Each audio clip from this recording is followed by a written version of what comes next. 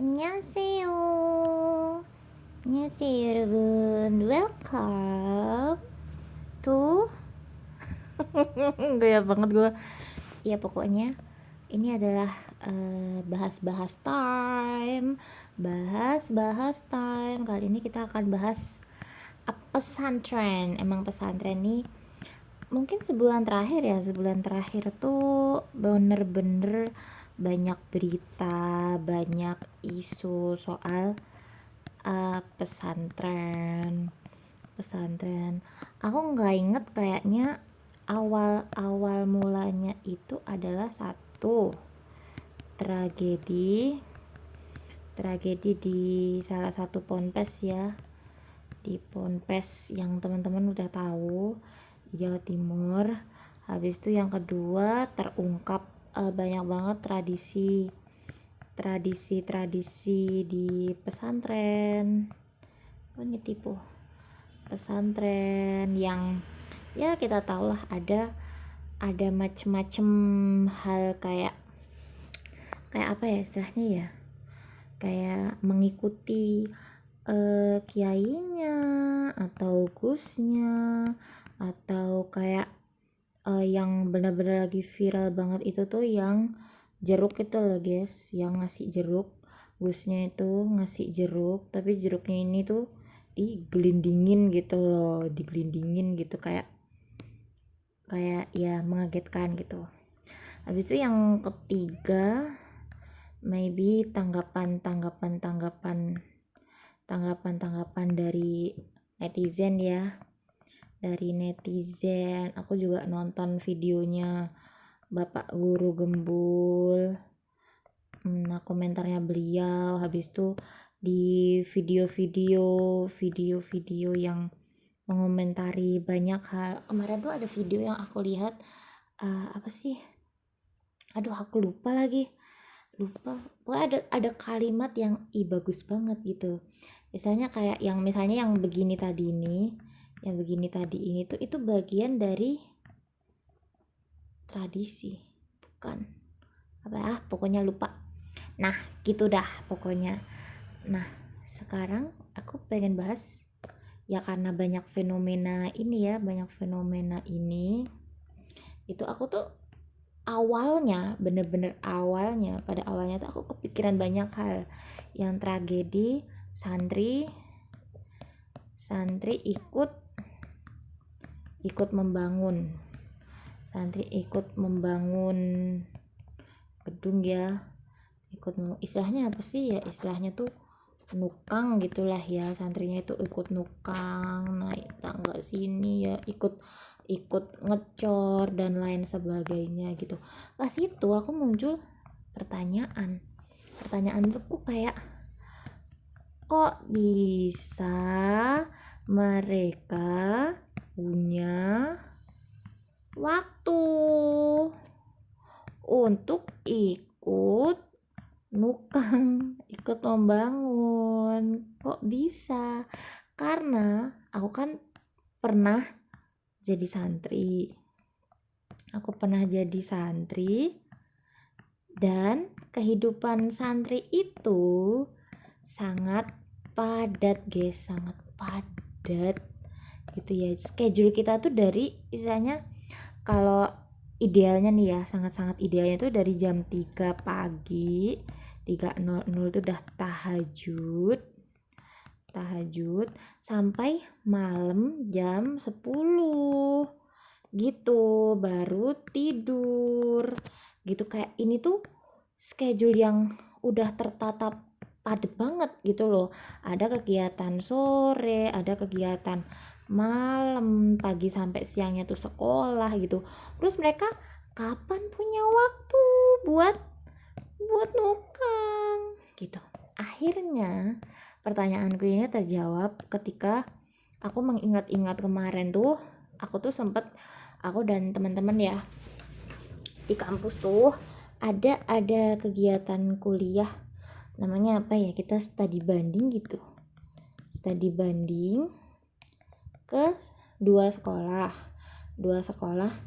salah satunya yang satunya tuh ponpes bisa dibilang tradisional.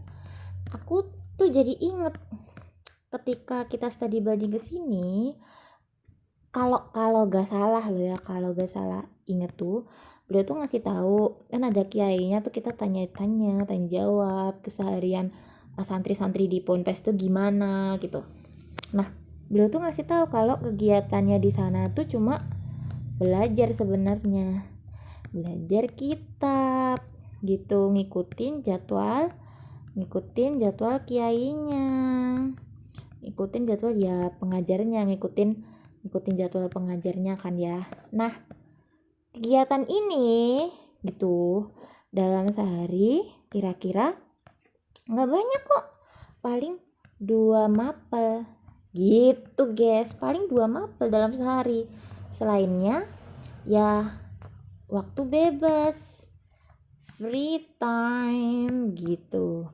Dan mungkin bisa jadi karena ini pondok tradisional ya, pondok tradisional gitu, mungkin bisa jadi mirip-mirip gitu. Ponpes yang lain itu tuh nggak beda jauh gitu. Ponpes bisa jadi karena kan kesini tuh terus ada cerita yang ini, santrinya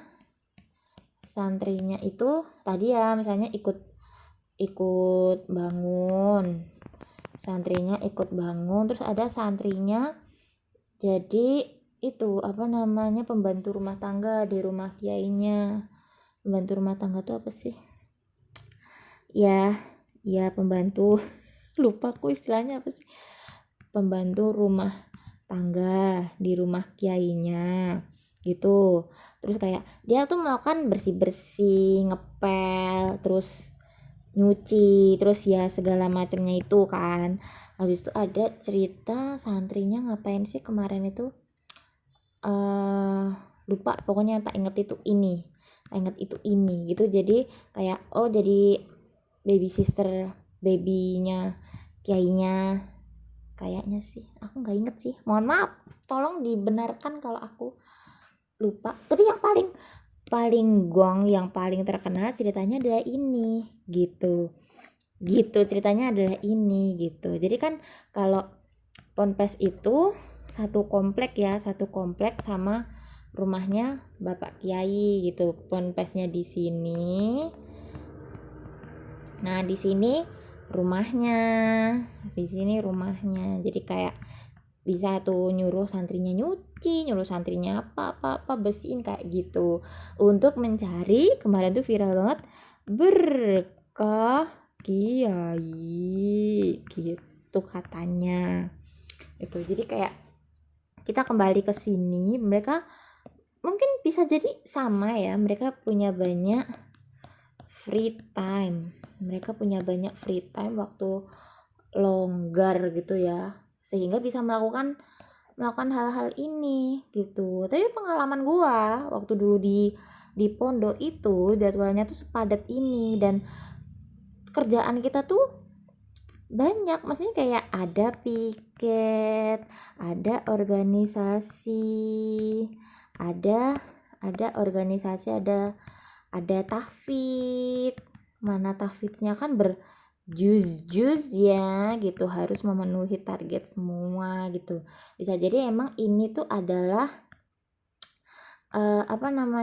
berbeda gitu, beda aja gitu kegiatan pondoknya. Ini pertama yang gue tuh mempertanyakan, kok mereka bisa punya waktu gitu. Problemnya adalah kok punya waktu gitu loh, untuk melakukan semua ini. Ternyata memang kayaknya tadi dari aku ini studi banding ke 1 Ponpes aja, kayaknya bisa jadi modelnya tuh kayak gini, pembelajarannya itu tidak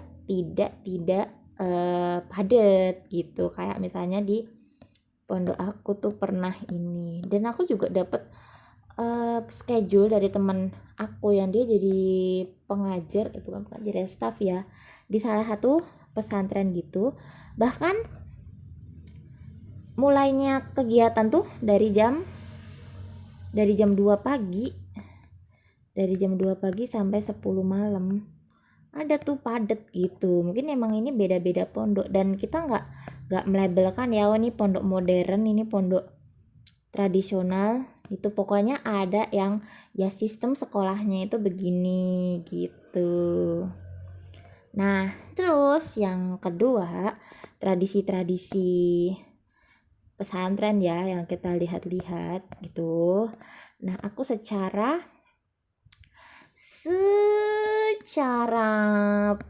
pribadi aku nggak pernah mengalami semua ini yang itu di pondok modern itu. Nggak pernah aku nunduk yang sampai jongkok gitu loh, yang sampai jongkok habis itu yang kayak harus bener-bener merendah atau harus mencium tongkatnya kiai, yang harus mencium apa lagi, kaki maybe kalau ada, nggak tahu gue gitu. Pokoknya secara pribadi tuh aku tuh tidak pernah mengalami semua ini gitu. Tapi guys, secara pribadi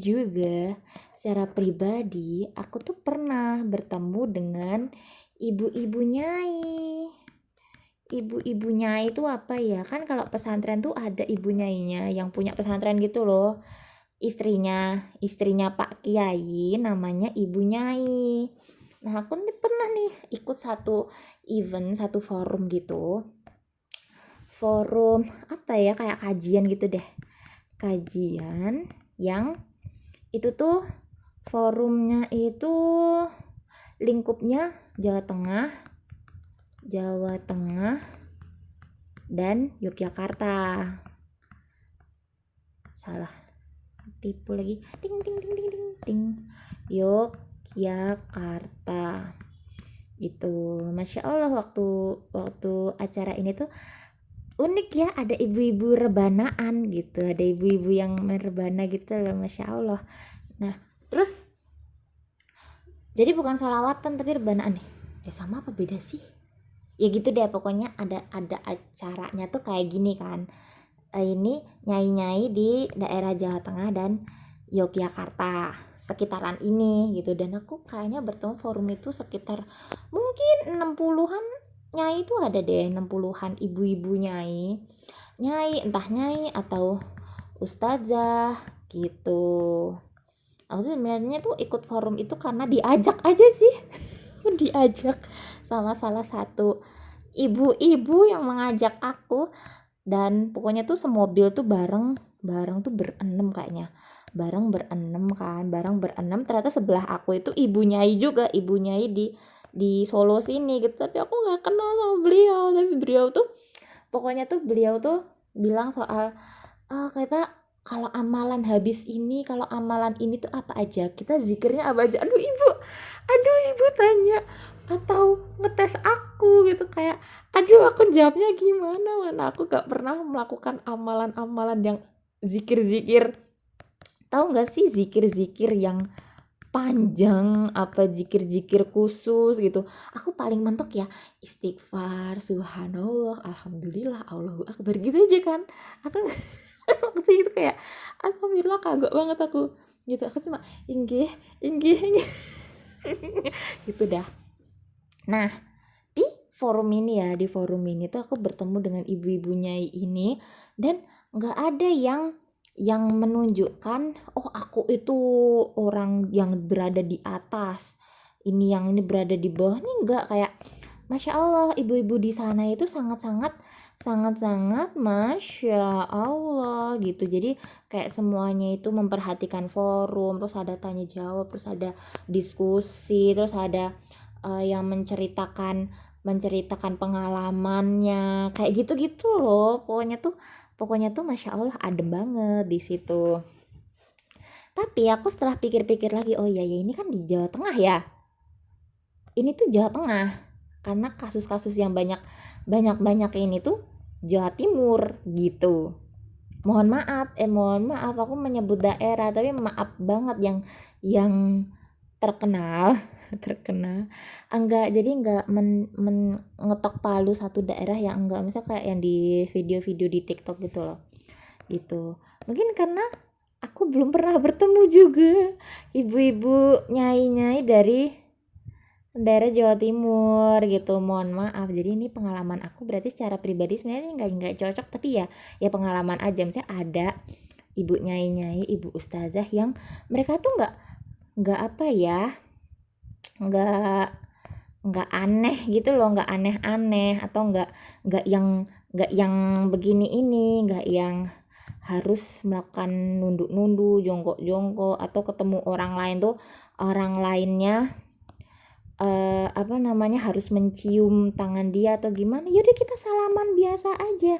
Salaman gimana sih kalian tuh salaman sama yang lebih tua, yaudah biasa aja cium ini tangannya tuh disalam, terus ditempelin di jidat apa ditempelin di pipi gitu aja gitu, nggak ada yang perlakuan khusus gitu, kagak ada gitu. Nah ini pengalaman aku tuh pernah bertemunya begitu gitu. Jadi kayaknya tuh kita tuh nggak bisa menyamaratakan gitu ya. Definisi kesimpulan aku tuh begini, kita nggak bisa menyamaratakan. Tulisan aku bisa dibaca nggak sih? Ya, pokoknya gini. Nah kita nggak bisa menyamaratakan ya, istilahnya kayak yang ini tadi gitu. Ada model sekolah yang modelnya tuh begini, ada yang sekolah yang pembelajarannya tuh kayak gini, ada sekolah yang pembelajarannya terus ada tradisional budaya-budaya pesantren yang kayak gini. Tapi semuanya itu tuh kayak kita tuh nggak bisa menyamaratakan gitu loh guys. Kayak apa ya, semuanya tuh punya ciri khasnya masing-masing. Cuman gitu ya. Cuman aku ngerasa memang ada tanggapan-tanggapan netizen di sini ya, tanggapan-tanggapannya netizen gitu. Itu juga benar gitu loh. Kayak ada tanggapan buat evaluasi pesantrennya, buat evaluasi pendidiknya, buat evaluasi pembelajarannya. Menurut aku tuh butuh, atau bahkan evaluasi administrasi pesantren kayak kemarin pesantren yang ambruk itu karena tidak melakukan administrasi ini. Kan ada ya administrasi itu, administrasi namanya apa sih, administrasi sarana prasarana ya. Ini butuh nih sarana prasarana gitu, kayak tahun ini tuh mau bangun satu gedung lagi, gimana dipersiapkan, dananya gimana, cukup atau kagak gitu kan. Kalau misalnya dananya baru bisa 1 lantai dan rencananya mau bikin sampai 4 lantai, makanya dari awal nih pondasinya dibikin yang kuat buat 4 lantai, cagak-cagaknya dan segala macam gitu. Nah ini administrasi sarana prasarana gitu kan. Dan aku setuju banget dengan evaluasi ini gitu, evaluasi ini. Dan menurut aku kayak sekarang ini banyak banget yang mengungkap gimana sisi-sisi budaya di pesantren itu. Karena menurut aku ini, mohon maaf kalau salah, jadi kayak kita itu mulai masuk ke fase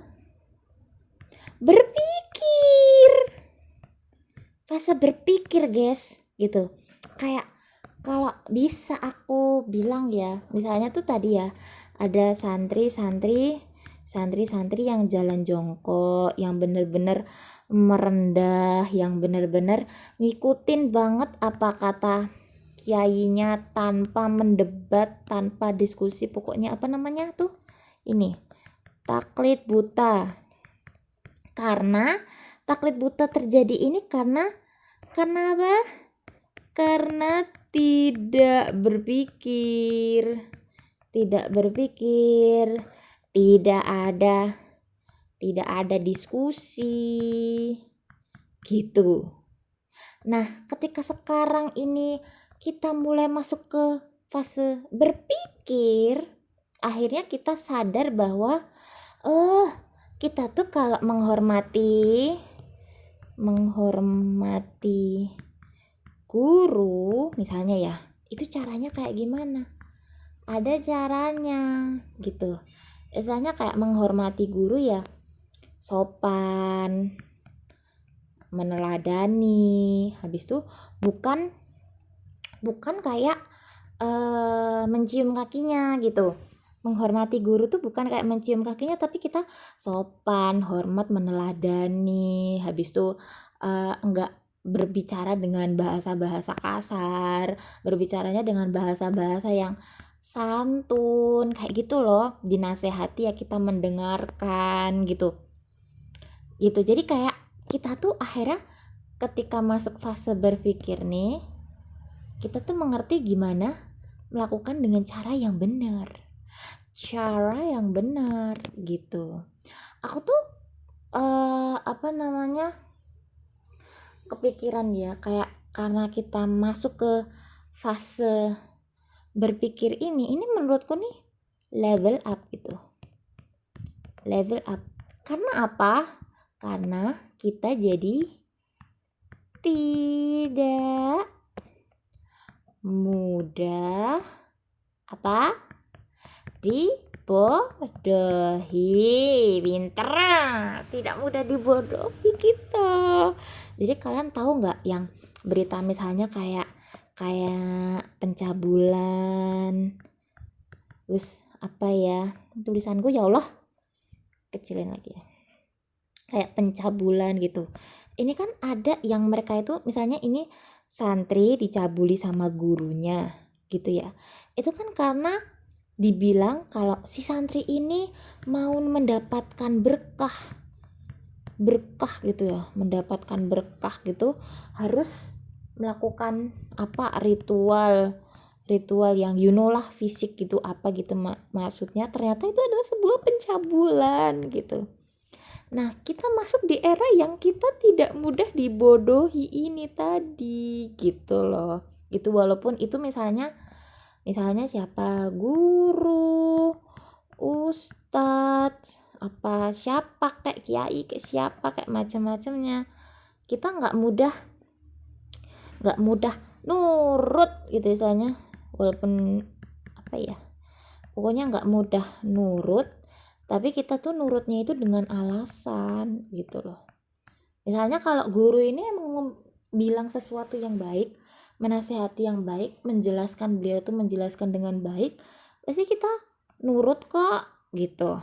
Tapi kalau misalnya ini guru itu membodohi, yang misalnya ini salah satu contohnya ini bentuk-bentuk pencabulan gitu, kayak misalnya gurunya bilang, kamu kalau mau berkah saya, kamu pagi-pagi harus menyapu rumah saya, kayak gitu.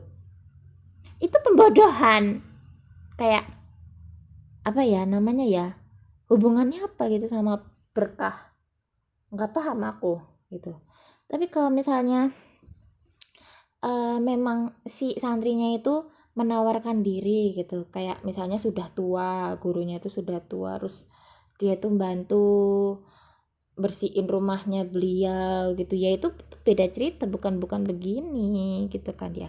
Nah, karena santrinya yang baik gitu kan, santrinya yang baik gitu, bukan pembodohan gitu. Cuman kan banyak kasus, maksudnya banyak oknum gitu, banyak oknum, karena kita tahu sendiri Islam tuh nggak ngajarin gitu kan ya.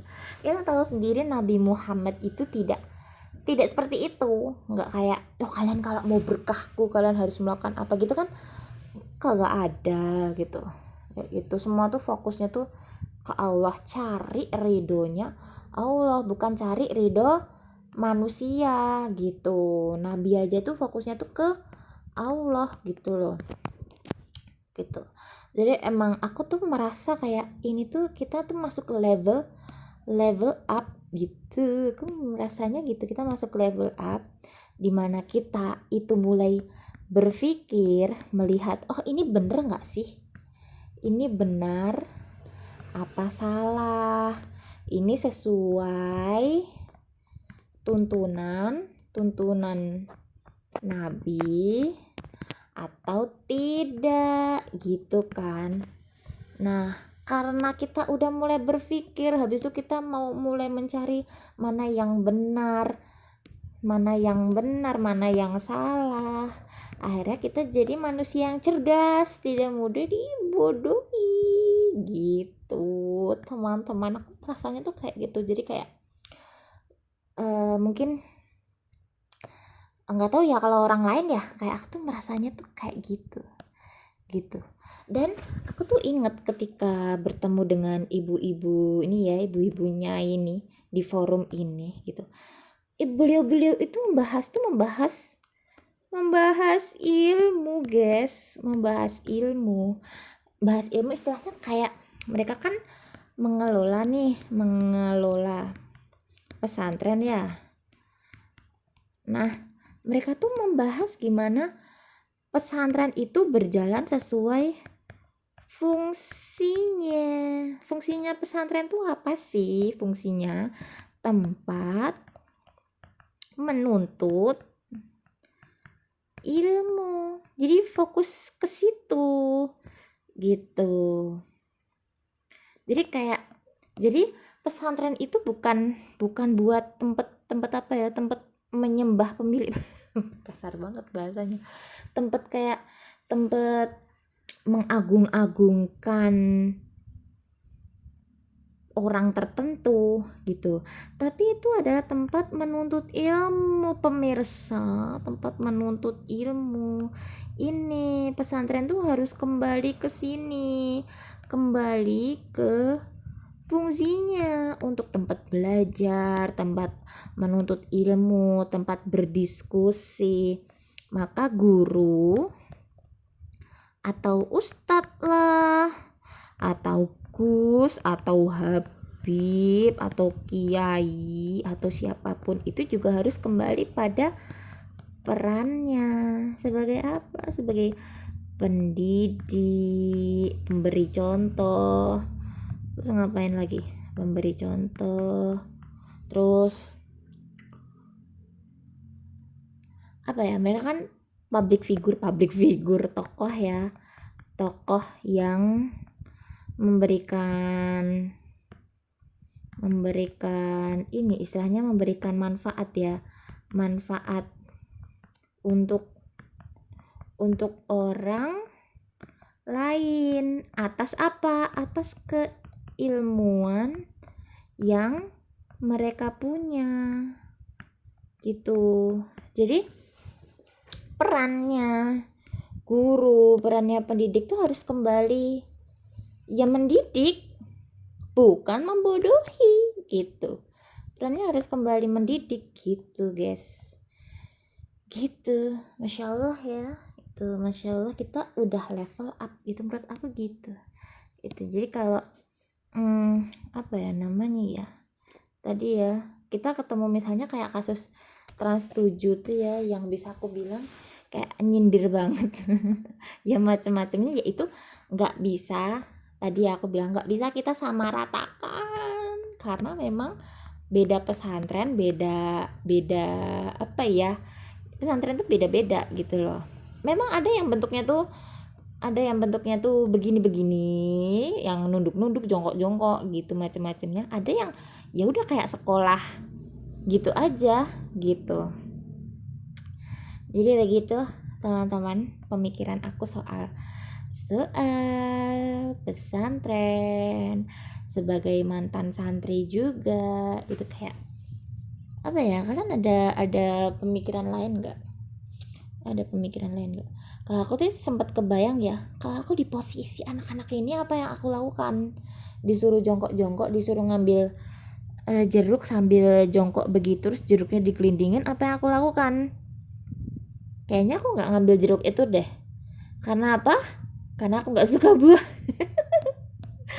Jadi ini sekian dari Zara. Terima kasih untuk sudah mendengarkan. Sampai jumpa lagi di bahasan-bahasan kita yang lainnya. Jarinya kebanyakan. Tuh 2, 3, 4, 5. Bye bye.